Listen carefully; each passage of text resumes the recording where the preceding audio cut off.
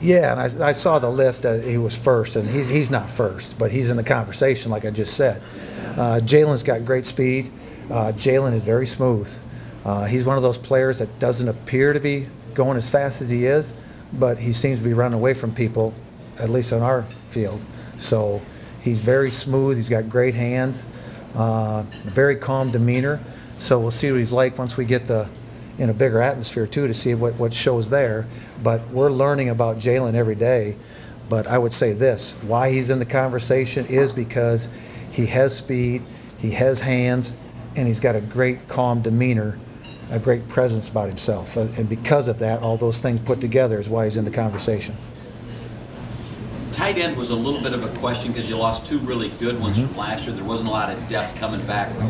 What about that position going into this first game? I feel really good about tight end. Actually, that was the position that was probably the most intriguing, or the most, I don't want to say it was a surprise, it was the greatest thing that happened for us during camp, because the tight end group came along, and Griffin Gata, we didn't know what he was going to be like as a tight end. He's done a nice job. Elias Nissen is back, and he's now a redshirt sophomore, so he's got experience as well as size now, and that's the time that you hope these guys start to show up.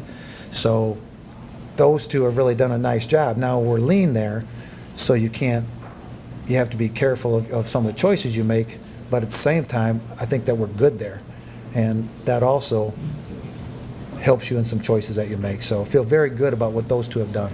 Is that a position that another true freshman could see some action in Briley Moore? Yeah, Briley's out there with us right now, and that's where you always want three people for a position, and Briley would be the freshman that's in that group. So you're looking at 8 to 10 freshmen in the conversation, and I'd say 5 to 8 of them as starters.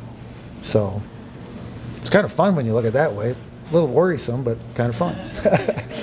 And if a true freshman plays 1 play, 5 plays against Iowa State, that's their red shirts off. It's done. You got to in today's day and age and the rules, and that's the I don't want to say difficult. That is the most concerning part of the choice that you make in the first 3 games is, do I play them or not play them? And I believe I have to make that decision within the first 3 games, because if we're going to play them 1 play, it costs them the whole season. So if we're going to play him, let's get him involved right from the get-go and get him ready for the season.